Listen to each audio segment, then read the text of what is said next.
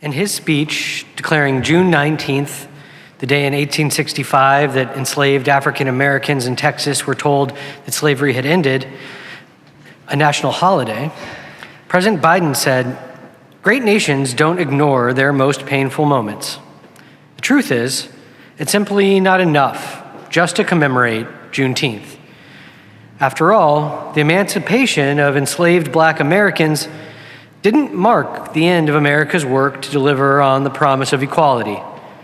It only marked the beginning. To honor the true meaning of Juneteenth, we have to continue toward that promise because we've not gotten there yet." I see in this statement a powerful idea. We cannot change the past, but we can affect our future in such a way that the past looks different based on how we behave in the present. This week's Torah portion, according to the rabbis, touches upon this very issue. The canonical Torah commentator Rashi writes, "Why do the verses about building the menorah for the tabernacle follow the chapter about the offerings given by the chieftains?" He answers himself. When Aaron, the high priest, saw what the chieftains had done for the dedication, he was upset because neither he nor his tribe had any part in it. The Holy One said to him, "I swear your share in the dedication is greater than theirs, for you are the one who lights and tends the lamps."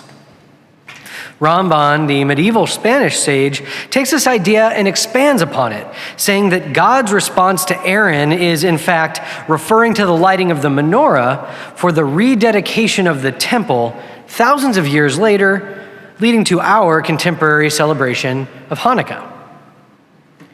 Our rabbis are cutting across time and space, taking the infinite viewpoint of God into account.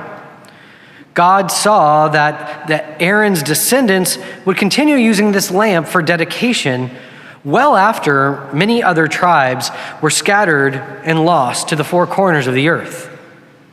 And in this, we find redemption for Aaron.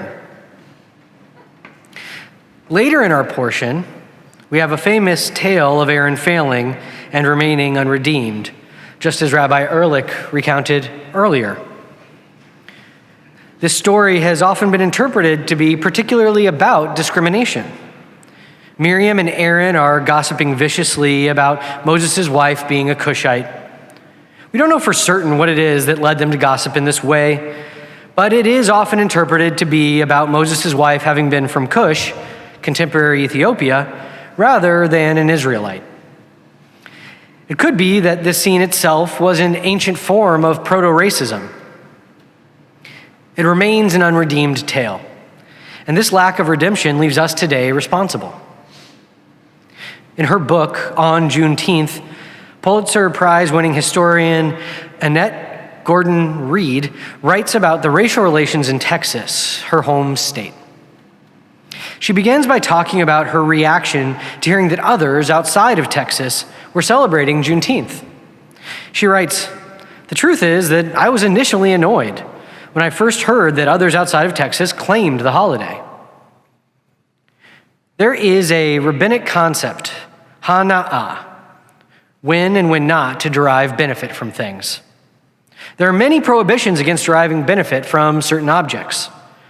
Tractate Me'ilah of the Talmud is dedicated entirely to the prohibition of deriving benefit from a sanctified object, even and especially unwittingly. Similarly, there is another category, which is tackled in Tractate Avodah Zarah, in which we are forbidden from deriving benefit from idols." I believe that these two categories are related. Within the rabbinic worldview, there are certain things that exist in certain spheres and must remain in those spheres. Sanctified objects were to be only used in the temple and by the Kohanim, and idols and other forms of forbidden worship were for people other than Jews. I see a parallel here to the issues of appropriation underlying Dr. Gordon Reed's annoyance. Deriving benefit in the mode of appropriation is using cultural expression out of its own context. It is ripping it from its sphere and using it in another sphere for another purpose. This can sometimes end up fully removing it from its original cultural sphere to such a degree that it is irrevocably damaged.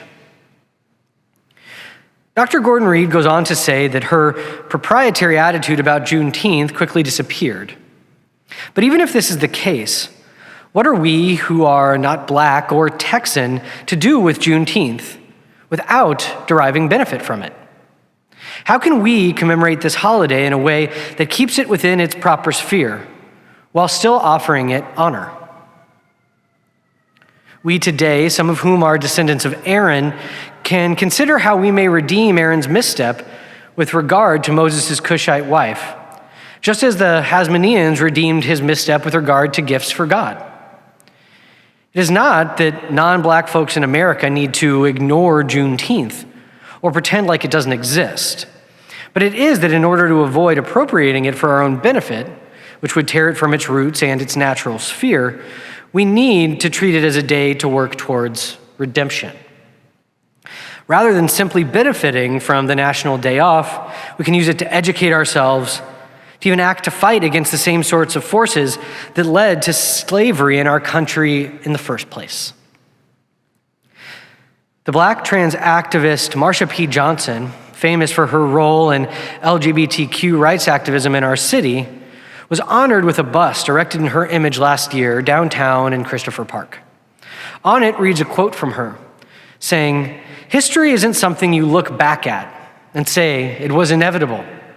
It happens because people make decisions that are sometimes very impulsive and of the moment. But those moments are cumulative realities." We non-Black folks can listen to the admonition of Marsha Johnson and decide that we wish to contribute to a new cumulative reality by seeing Juneteenth as a moment to push for a better world for those who have been discriminated against.